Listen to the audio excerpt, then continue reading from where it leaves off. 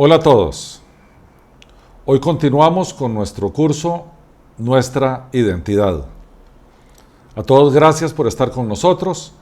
Este curso ha sido diseñado para mostrar nuestra doctrina, qué creemos y qué negamos, y también para que se entienda qué tipo de iglesia nosotros somos. Bien, el curso tiene 17 lecciones. Ya hoy vamos por la lección número 5, que tiene que ver con la doctrina de Dios. La lección de hoy es un tanto extensa porque vamos a ver la figura de la Trinidad y la figura y el significado de lo que es Dios es uno en tres personas. O en otras palabras, Dios es triuno. ¿En qué creemos? Que no hay más que un Dios vivo y verdadero, un espíritu infinito y omnisciente, o sea que todo lo sabe y es perfecto en todos sus atributos, es perfecto en su carácter. Es un Dios, es uno en esencia, es un solo ser, es una sola esencia, es una sola sustancia que existe desde toda la eternidad, manifestado en tres personas: Padre, Hijo y Espíritu Santo. Esas tres personas comparten una misma sustancia, a eso se le llama consustancialidad, es de la misma sustancia. Hay un término en latín que ha usado la iglesia por años que es homoousian, es la misma sustancia, la misma esencia. Y por lo tanto es igualmente merecedor de adoración y obediencia. Cada persona de la Trinidad tiene exactamente los mismos atributos. El Padre es eterno, el Hijo es eterno, el Espíritu Santo es eterno, porque los tres son Dios. No son tres dioses. Es un solo Dios manifestado en tres personas consustanciales. Por lo tanto, el Padre no es el Hijo no es el Espíritu Santo no es el Padre, pero los tres son un solo Dios. O sea, comparten la misma esencia, la esencia divina, son consustanciales. La Trinidad no implica que son tres dioses con esencias diferentes. Esto es muy importante comprenderlo. Nosotros no creemos que Dios creó todas las cosas, dejó las leyes naturales y después se fue y se desentendió de su creación. Esa es una doctrina herética o una herejía que yo creo que ya hoy no quedan deístas, se llamaba deísmo, pero no creemos que Dios no se involucra con su creación. Tampoco creemos que Jesús fue solamente un hombre o que solamente fue divino. Nosotros creemos que Jesús es verdaderamente hombre y verdaderamente Dios. La forma como lo expresó el Concilio de Calcedonia es vere Deus, vere homo, verdadero Dios, verdadero hombre. No lo expresamos como 100% Dios o 100% hombre porque ese 100% implica la totalidad. Esta es una verdad del ser, no tiene que ver con aritmética o física. Dios es verdadero Dios y verdadero hombre. No creemos que el Padre en esencia es superior al Hijo y este es superior al Espíritu Santo. La divinidad es un solo ser en tres personas, pero no hay superioridad de uno o de otro. Vamos a ir viendo cada una de estas tres personas en la lección de hoy. En términos de Dios el Padre, se le ha llamado tradicionalmente la primera persona de la Trinidad, y el Dios el Padre ordena, decreta, dispone todas las cosas de acuerdo a su propósito y gracia. Dios el Padre es el gran decretador de la creación. Es el gobernante absoluto y omnipotente en todo el universo. Es soberano y por lo tanto lo que decreta se cumple. Decreta la creación, la providencia, o sea, todos los eventos que pasan a lo largo de la historia y por supuesto la redención del ser humano. Su paternidad, cuando hablamos de Dios, el Padre, implica no solamente su designación dentro de la Trinidad, sino su relación con la humanidad. Ahora bien, Hay que tener cuidado cuando se dice eso, porque Dios Padre no es Padre de toda la humanidad. Es Padre de la iglesia solamente. Los hijos de Dios son aquellos que pertenecen a su pueblo. Son aquellos, como dice el Evangelio de Juan en su capítulo 1, aquellos que les fue dada potestad de ser llamados hijos. O como Pablo habla en la carta a los romanos, aquellos que hemos sido adoptados como hijos de Dios. Por tanto, esa condición de hijos es una reservada para su pueblo, para su iglesia. Ahora bien, como creador de todas las cosas, podríamos suponer una paternidad para todos los hombres en términos de que Él es el creador de todas las criaturas.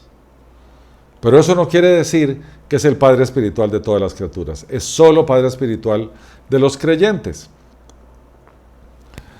Él, desde el principio, ha decretado para su gloria todas las cosas que suceden. Él continuamente sostiene, dirige y gobierna todo el universo, todas las criaturas, todos los eventos. A esto le llamamos soberanía divina. Él, aún así en su soberanía, no es ni el autor ni el aprobador del pecado, ni tampoco le resta responsabilidad a las criaturas que somos moralmente responsables. Y somos inteligentes para entender que lo que hacemos es mal y es pecaminoso. Nosotros somos responsables de tal pecado. Dios, el Padre, desde la eternidad, decretó, eligió a quienes Él tendrá como suyos. Ya lo vimos en lecciones pasadas, cuando hablamos de Túlipo, cuando hablamos de las 5 solas, que Dios el Padre tenía las siguientes posibilidades: no salvar a nadie, ejerciendo la justicia perfecta de Él, sin gracia y sin misericordia; salvarlos a todos, y por lo tanto no se ejerce su justicia; o salvar a algunos. A la gente no le gusta esto. La gente preferiría que salve a todos o que no salve a nadie, porque a la gente no le gusta que Dios salve a algunos. Pero la verdad bíblica es que Dios salva a algunos porque en esa salvación se despliegan su justicia por una parte con los que se condenan y su gracia y su misericordia en aquellos que salva. Se despliegan sus atributos. Él salva del pecado a todos los que vienen a Él por medio de Jesucristo. Los adopta como suyos a los que vienen a Él y se convierte en Padre de los suyos. ¿Esto qué quiere decir? Que cuando nosotros nacimos no éramos hijos. Fuimos hijos, fuimos adoptados como sus hijos. Y por lo tanto Él se convirtió en nuestro Padre. ¿A través de qué? Bueno, ahora vamos a ver la segunda persona de la Trinidad. Dios, el Hijo. El Hijo tiene todos los atributos divinos, es igual al Padre, es consustancial con el Padre y es coeternal con el Padre. También con el Espíritu Santo, pero ya veremos al Espíritu Santo ahorita que lleguemos a Él. Dios el Hijo es el gran ejecutor de los decretos del Padre. El Padre ordena la creación de acuerdo con su propia voluntad, lo vemos en Génesis 1, y Dios dijo, hágase la luz, y la luz se hizo, a través de su Hijo.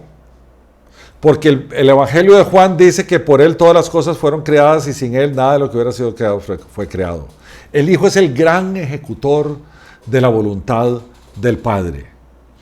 Es por el Hijo, por Cristo, que todas las cosas continúan en existencia y en funcionamiento. Él es el gran sostenedor de la creación. Y es el Hijo de Dios, el eterno Hijo de Dios, ¿ok?, que se encarna en Jesucristo, la segunda persona de la Trinidad, sin alterar su divinidad o su naturaleza divina, ni renunciar a ningún atributo divino. Él se humilla y asume una naturaleza humana, similar a la nuestra, pero sin pecado, porque es divino, es santo, es apartado, es perfecto. Pero al asumir su naturaleza humana, esa perfección lo hace un humano perfecto.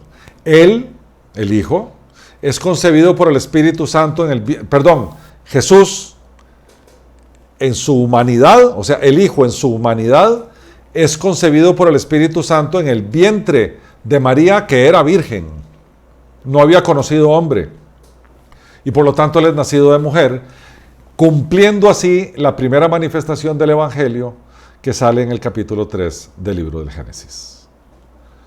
Él, por tanto, tiene dos naturalezas completas, perfectas y distintas: la naturaleza divina y la naturaleza humana. Esas se unieron en una sola persona.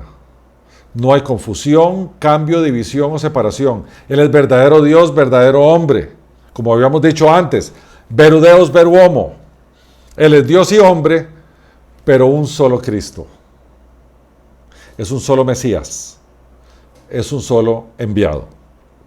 En términos de teología, a esto se le llama la unión hipostática. Hipóstasis es sustancia. Es la unión de dos sustancias. La sustancia divina y la sustancia humana.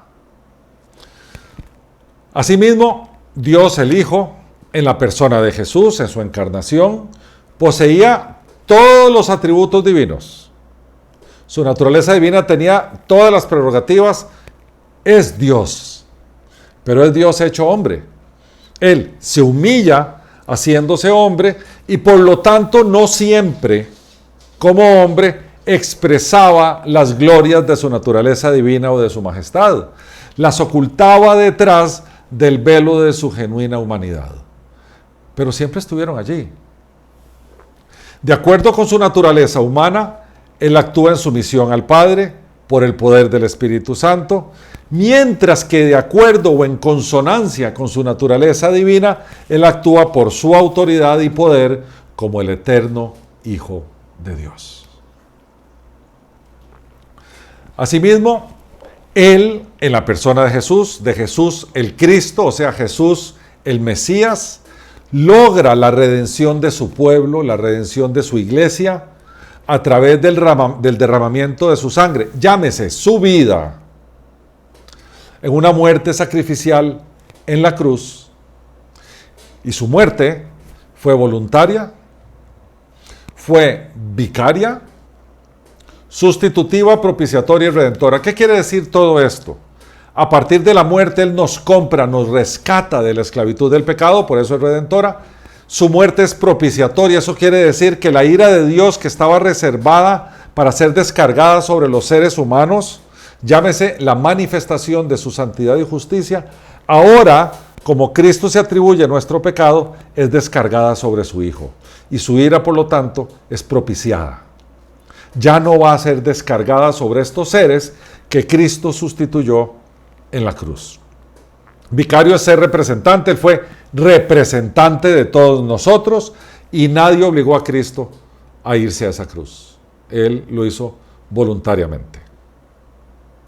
Entonces, sobre la base de que ese sacrificio es eficaz, como lo vimos en la lección donde vimos el acróstico TULIP, el pecador que es creyente es liberado del castigo, de la pena, y por tanto es liberado de la presencia misma del pecado y es declarado justo, no porque lo sea, sino porque Cristo tomó su lugar en la cruz y ahora no hay nada que atribuirle al pecador. No hay delito que atribuirle al pecador. El pecador es justo, ha sido justificado, tiene ahora vida eterna y ahora es adoptado en la familia de Dios. Y es Dios el Hijo, en la persona de Jesucristo, que es el único mediador entre Dios y el hombre. ¿Por qué razón? Porque es el único que se sacrificó por el hombre. No hay otro mediador, ni uno solo. Y además, no necesitamos ningún mediador entre nosotros y el Hijo. Eso no es bíblico.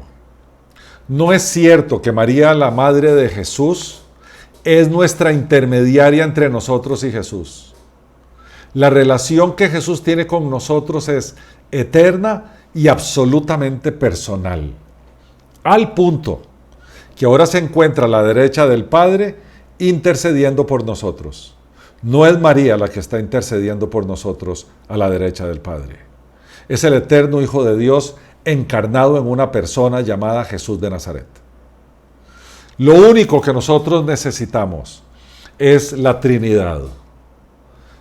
El Padre que ordena, el Hijo que ejecuta e intercede. Y ahora vamos a ver más adelante la aplicación de la salvación por el Espíritu Santo. El Hijo, además, a partir de que 3 días después de su muerte resucita físicamente, su cuerpo estaba muerto y ahora está vivo, es evidencia clara de que Él era quien dijo ser y que por lo tanto nuestra justificación está completa. Él, 40 días después de haber resucitado, asciende a los cielos y está en un ministerio intercesor a la derecha del Padre, donde como el sumo sacerdote, como el perfecto representante nuestro, nuestro abogado, intercede por nosotros. Es a partir de la resurrección corporal de Jesucristo que Dios confirma que Él es divino. Y además que Dios el Padre aceptó la obra redentora y expiatoria de Cristo en la cruz. Es como que Cristo haya resucitado y presentado su sacrificio delante del Padre, y como que el Padre haya dicho: Hijo, acepto el sacrificio que has hecho para redención de el pueblo de Dios, para la redención de mis elegidos. También la resurrección de Jesucristo es garantía de que nosotros vamos a resucitar. Porque si Cristo resucitó, nosotros también resucitaremos con Él. El apóstol Pablo, en la primera carta a los Corintios, en el capítulo 15, hace toda una exposición relacionada con la resurrección de Jesús y la nuestra también. Nos estamos extendiendo mucho con el Hijo porque por eso nos llamamos cristianos. Somos seguidores del Cristo, o sea, del Mesías, del Hijo de Dios hecho hombre. Cristo eventualmente regresará por su iglesia, que es su cuerpo, de acuerdo a las Escrituras.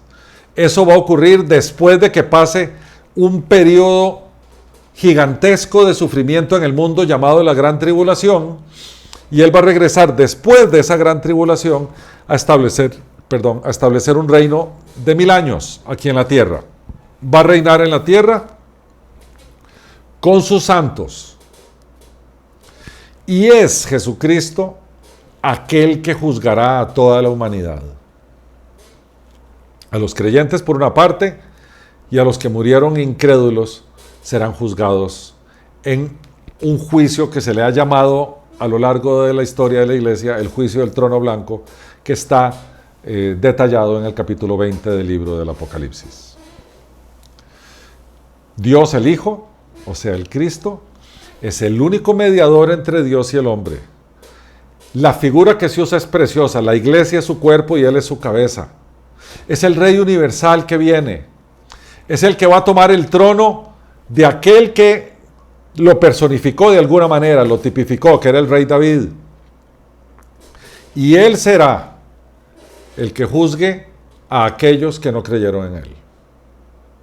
Por lo tanto, en el final de los tiempos podemos tener a Cristo como abogado nuestro o como juez nuestro. Como abogado será de aquellos que somos su iglesia, su pueblo, y que no habrá condenación para nosotros. O como juez, que son aquellos que no creyeron en su nombre, que no creyeron en su obra y que van a tener que ir a rendirle cuentas. Cristo, Jesús, el Cristo, el Mesías, no tiene un representante en la tierra.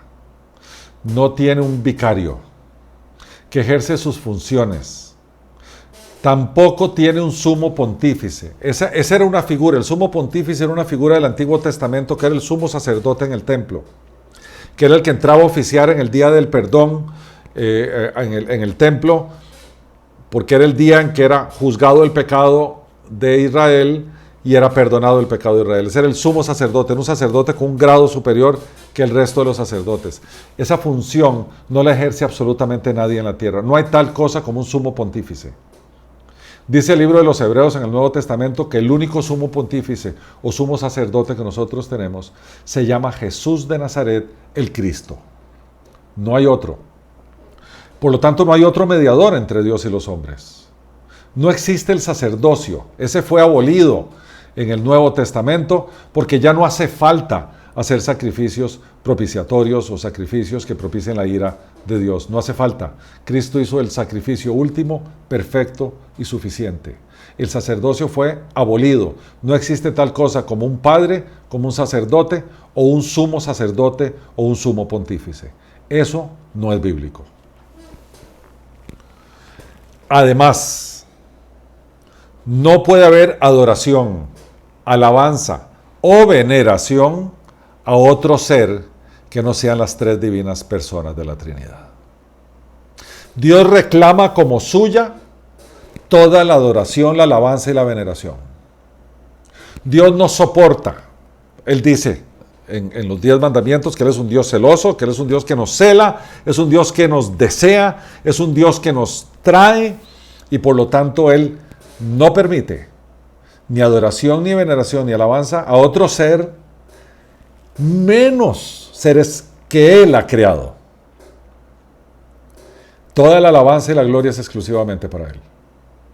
Venerar, adorar, alabar a otro ser que no sea Dios es pecado. Atribuir algunas de las características divinas a seres de su creación, hablando de que son milagrosos o que deben recibir veneración, es herético. El único ser que recibe adoración, alabanza y veneración es Dios. Nadie más. Ahora pasamos a la tercera persona de la Trinidad, que es el Espíritu Santo.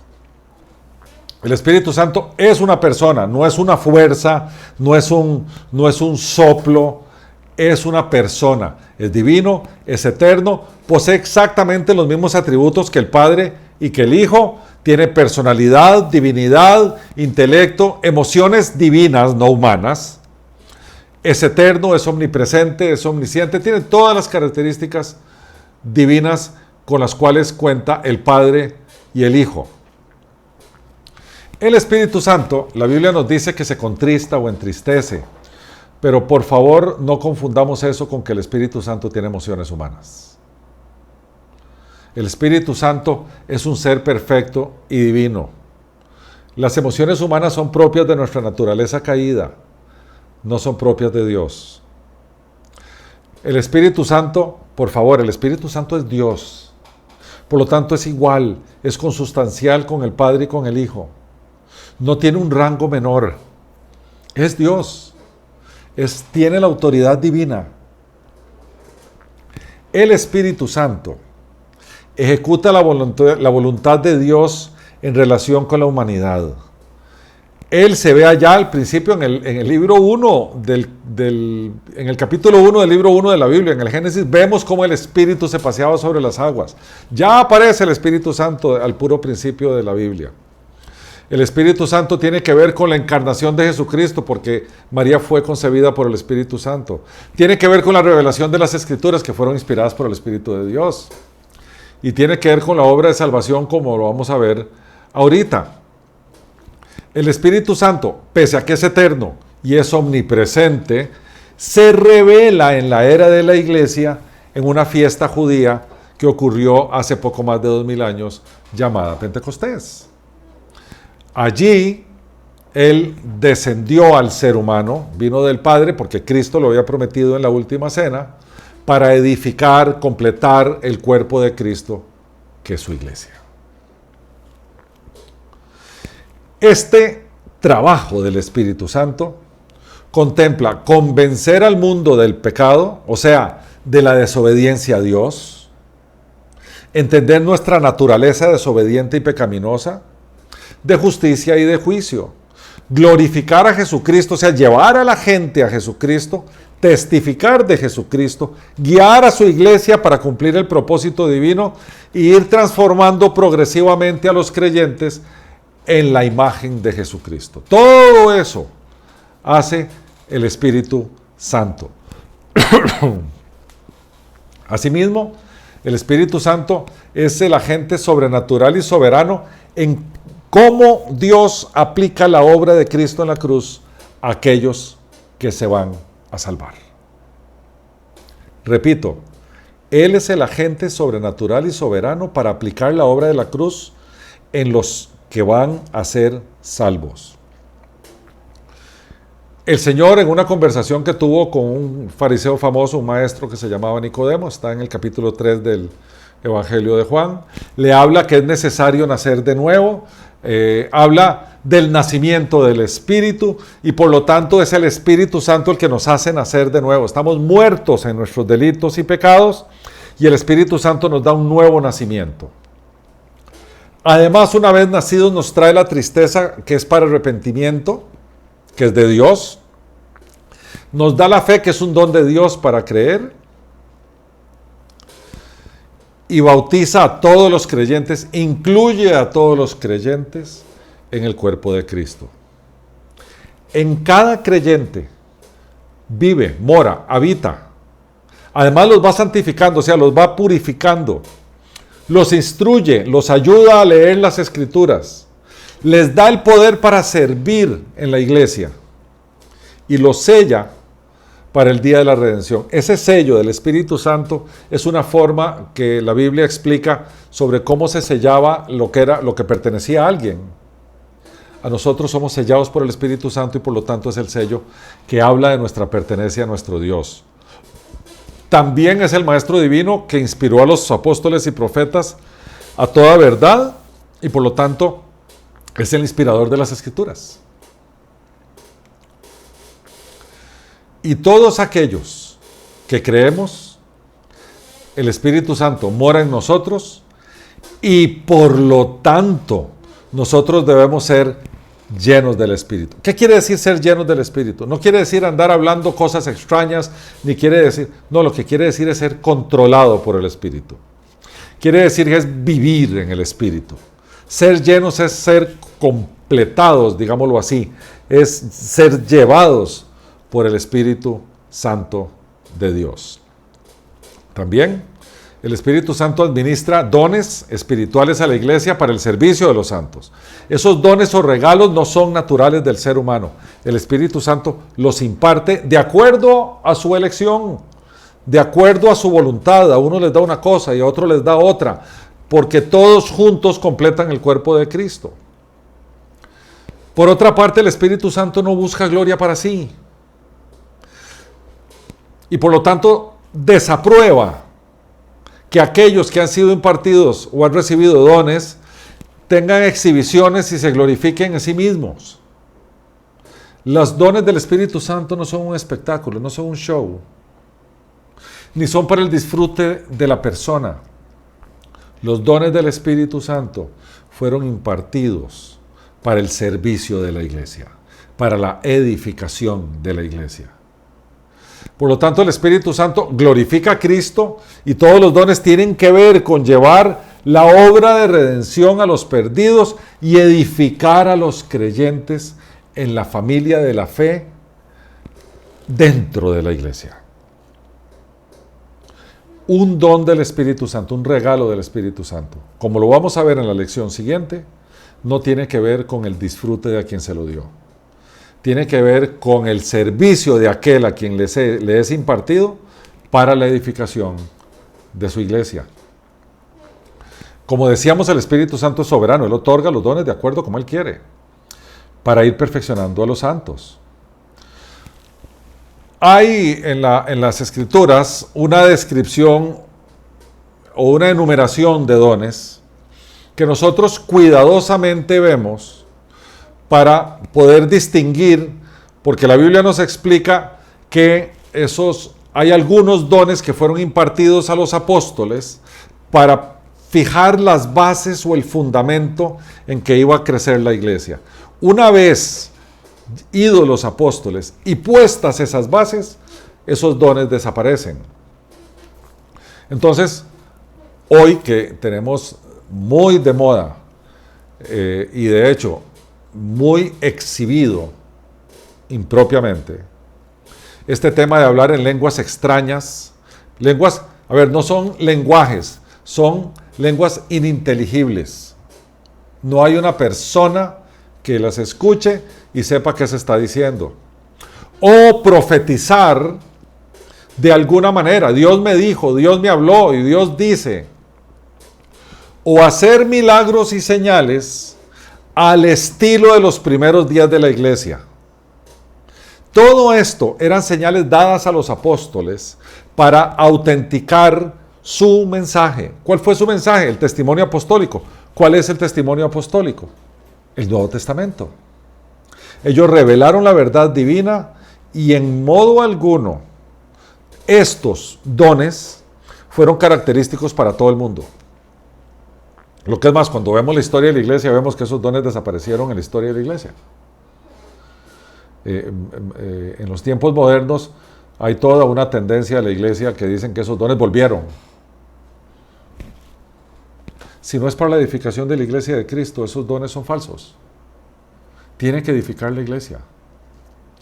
Y si esos dones fueron otorgados a los apóstoles en el inicio para hacer el fundamento, un edificio solo tiene un solo fundamento, no tiene varios cimientos. No hay más cimientos en el edificio, en el piso 3 de un edificio. Los cimientos están abajo sosteniendo. Y si esos dones fueron para que los apóstoles fueran ese cimiento, una vez que ya fue puesto el cimiento, desaparecen esos dones. Eso lo vamos a ver en la siguiente lección con detalle. Entonces, nosotros en Unánimes tenemos la posición cesacionista, o sea, esos dones de hacer milagros, hablar en lenguas o profetizar cesaron para un creyente en particular. Ahora, esto no quiere decir que Dios no sea soberano, que Dios no haga milagros y que Él exprese como Él quiera todo lo que Él quiere. A los cesacionistas se nos acusa de meter a Dios en una caja. En modo alguno quiere decir eso. ¿Quién mete al soberano y al supremo Dios en una caja? Eso es una barbaridad decirlo. Dios sigue haciendo milagros. Dios sigue revelándose a las personas. No nos malinterpreten, por favor. Lo que decimos es que ahora no hay una persona que tenga un don y que lo ejerza permanentemente. Por ejemplo, el don de sanidad. Hay por ahí gente que dice que lo tiene. A mí me encantaría tomarlos de la mano y llevarlos a un hospital para ver a cuánta gente sana, si es que tuviera el don. El tema es que Dios sí sana a quien Dios quiere sanar, cuando Dios quiere sanar y cómo Dios lo quiere sanar. Ya el tema de alguien teniendo el don de sanidad para él ir sanando discriminadamente, eso se terminó en el primer siglo. Las escrituras son clarísimas. El canon bíblico terminó una vez que se escribió el último libro de la Biblia, llámese el Apocalipsis, y por lo tanto no se requiere más revelación. ¿Para qué? ¿Cuál profecía? Si la revelación fue completada cuando se cerró el canon. Entonces en Unánimes no creemos que exista el don de la profecía moderna, que haya profetas modernos. Porque si hubiera profetas modernos, habría que agregarle a la Escritura lo que ellos dicen porque son inspirados por el Espíritu Santo. Y eso nosotros no lo creemos. De nuevo, reiteramos, creemos en los milagros, pero no como un don de un creyente que anda impartiendo milagros para arriba y para abajo. ¿Sí?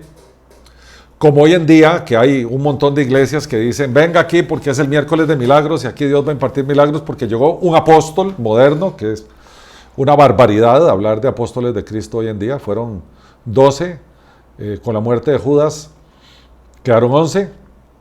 Pablo fue nombrado apóstol por Jesucristo y entonces volvieron a ser 12. Entendemos que en el capítulo 2 del libro de los Hechos de los Apóstoles se nombró a Matías echando suertes. En ningún lugar leemos que Matías fue nombrado por Jesucristo como su apóstol. Entonces creemos que el apóstol número 12 es Pablo, que sí fue nombrado por Jesucristo. Pero hoy en día resulta que uno levanta una piedra y sale un apóstol. Y esos apóstoles reclaman ser apóstoles de Dios, tener dones de sanidades, hablar de profecías, se paran en las congregaciones y dicen así dice el Señor. No tienen temor de Dios. No tienen temor de Dios. Por lo tanto, los dones sirvieron, esos dones de profecía, esos dones de sanidad, sirvieron para poner los cimientos de la iglesia, que fueron cimientos apostólicos. Cuando los apóstoles murieron, el último que murió, que fue Juan, terminó la puesta del fundamento de los cimientos. Hoy en día vivimos otra cosa, tenemos la Escritura, tenemos el Nuevo Testamento completo, vivamos desde el Nuevo Testamento. Es la revelación de Dios para nosotros. ¿Okay? Ya los dones sirvieron para un propósito. Allá atrás hubo apóstoles, hubo profecía, hubo obra milagrosa, hubo curaciones, hubo lenguas que no son enredadas, no son jerigosna, sino que se nos habla de lenguas, de diferentes lenguas habladas por hombres. Eso lo vemos en el capítulo 2 del libro de los Hechos de los Apóstoles, cuando vino Pentecostés, que los discípulos estaban hablando en lenguas que los otros entendían. Habían de diferentes lugares, de diferentes idiomas, pero eran idiomas humanos. No eran idiomas ininteligibles como hoy. Se levanta la gente a hablar cosas que nadie entiende y que no edifican a nadie además. Y por lo tanto nosotros afirmamos que eso cesó allá en el primer siglo y nos declaramos por lo tanto cesacionistas.